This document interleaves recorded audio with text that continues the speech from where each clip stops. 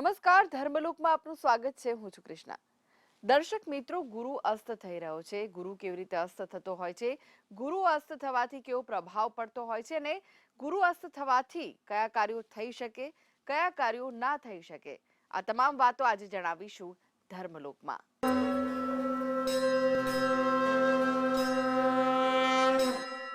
તો આ વિશે જ વધુ માહિતી માટે આપણી સાથે જોડાયા છે જાણીતા જ્યોતિષાચાર્ય ડોક્ટર હેમિલભાઈ લાઠિયા. હેમિલભાઈ, ધર્મલોકમાં આપનું સ્વાગત છે. નમસ્કાર. નમસ્કાર. હેમિલભાઈ, આજે ગુરુ અસ્ત થઈ રહ્યો છે તેના વિશે વાત કરવાના છે. ત્યારે ગુરુ અસ્ત કેવી રીતે થતો હોય છે? જી, આ આખી વાત છે ને બહુ સમજવા જેવી છે કે આપણે ત્યાં ગ્રહોનું ગણિત માટે જ્યોતિષશાસ્ત્રના નિષ્ણાંત અને અન્ય લોકો પણ ખૂબ જ સરસ માર્ગદર્શન આપતા હોય છે કે અસ્ત ગ્રહ કેવી રીતે થાય. આપણે ત્યાં જોવા જઈએ ને તો સૂર્ય ગ્રહ, જેને આત્માનો કારક કહે છે અને ગ્રહોમાં રાજા પણ કહેવાય છે, એ ખૂબ જ પ્રભાવશાળી છે.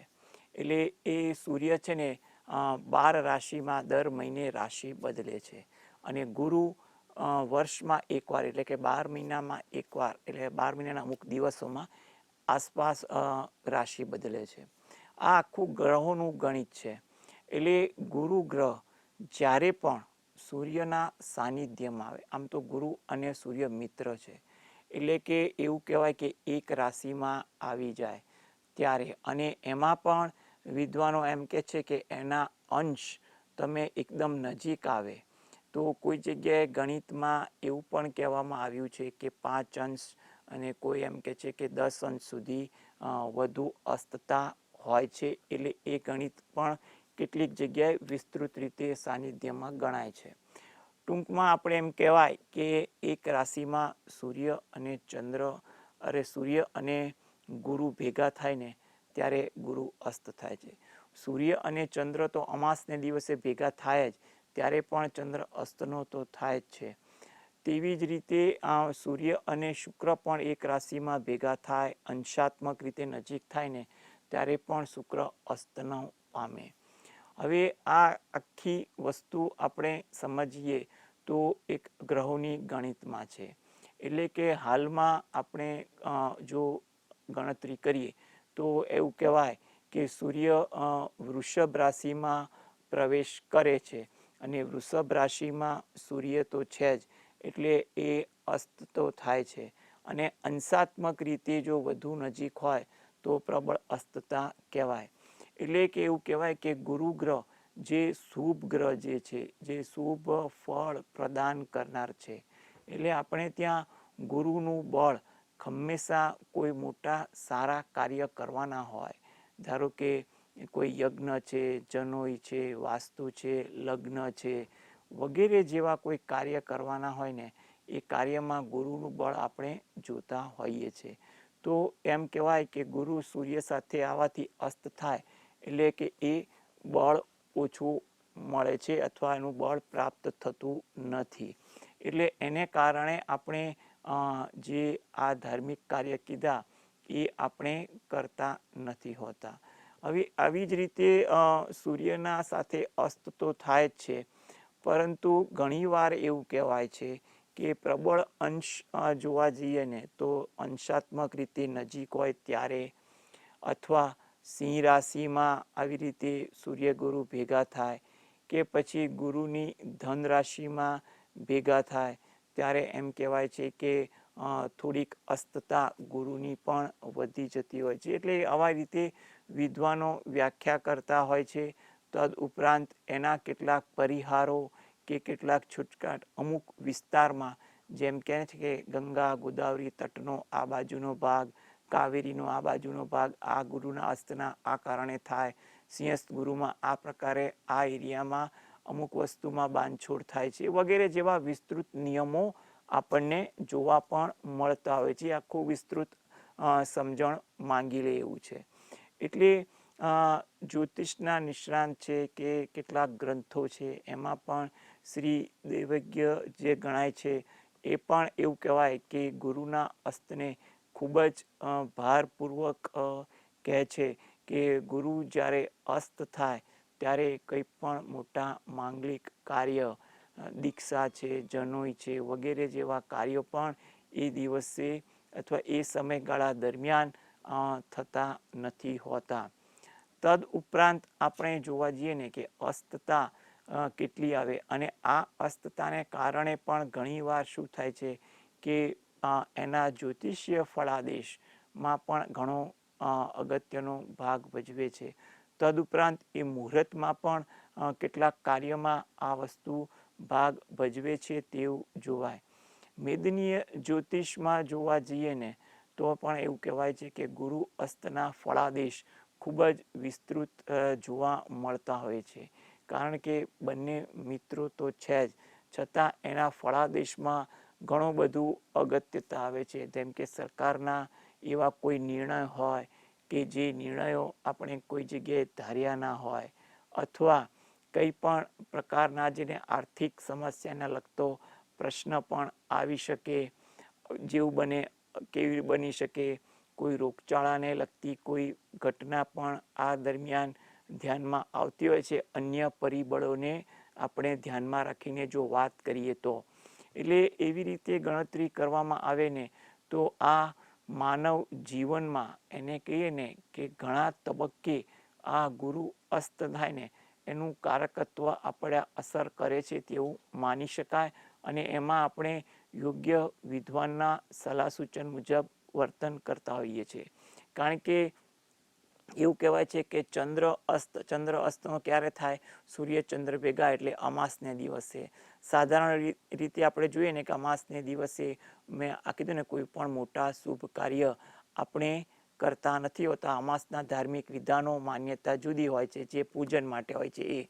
અને લગ્નાદિ જેવા શુભ કાર્ય આપણે કરતા નથી હોતા, વાસ્તુ જેવા. તેવી જ રીતે શુક્ર અને ચંદ્ર અને સૂર્ય જો સાથે અસ્તના થાય તેને ગુરુ અસ્તનો હોય તો ખાસ કરીને વિશેષ ધ્યાન આપવામાં આવે છે. અને એમાં પણ જોવા જઈએ ને કે ગુરુ અસ્તનો થયો હોય અને ત્યારે શુક્ર અસ્તનો થયો હોય ને તો પણ એમાં બાંધછોડ લોકો કરવા નથી હોતા.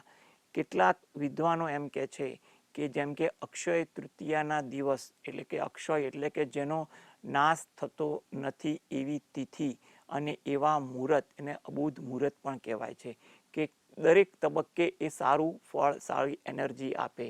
એવા વખતે ગુરુ શુક્રના અસ્તનું એમ કહે છે ક્યાંક પરિહાર થતો હોય છે. એટલે કેટલાક વિદ્વાનો પોતાનો એવો પણ મંત ક્યાંક રજૂ કરતા હોય છે.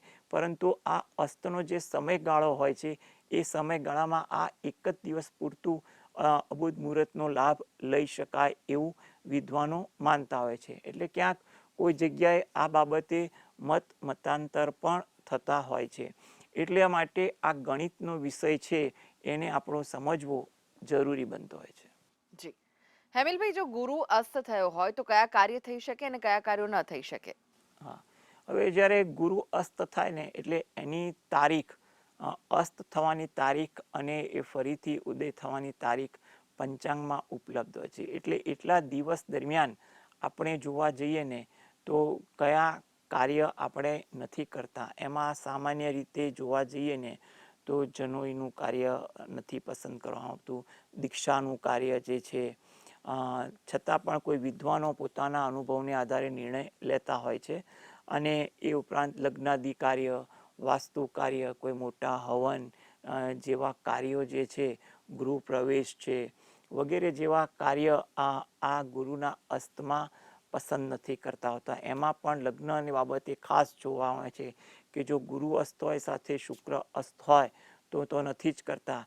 છતાં પણ વિદ્વાનો કેટલાક નિયમોને આધીન પરિહાર કરતા હોય છે. જેમ હમણાં જ મેં કીધું કે અક્ષય તૃતીયાએ કેટલાક વિદ્વાનો પોતાનો મંતવ્ય રજૂ કરતા હોય છે ખરા, પરંતુ એ વસ્તુ પોતાની એક માન્યતા પૂરતી હોય એવું મારું માનવું છે, કે ક્યાંક એના ધ્યાનમાં આવી હોય એવું આપણે કહી શકાય.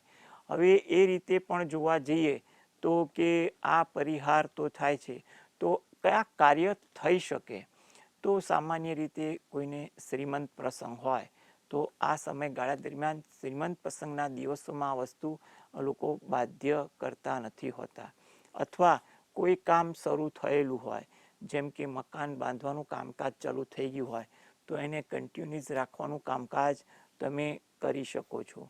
કોઈ જગ્યાએ યોગ્ય મુહૂર્ત થઈ ગયું હોય, પછીનું કોઈ કાર્ય થતું હોય ને, એ કાર્ય આપણે કરી શકતા હોય. લગ્નની ખરીદી યોગ્ય મુહૂર્તમાં શરૂ કરી દીધી અને આગળ ભલે લગ્નની તારીખ ના હોય પણ લગ્નની ખરીદી ચાલુ જ હોય, તો એ ખરીદી જે સામાન્ય ખરીદી હોય એ પણ આપણે ચાલુ રાખી શકતા હોય છે.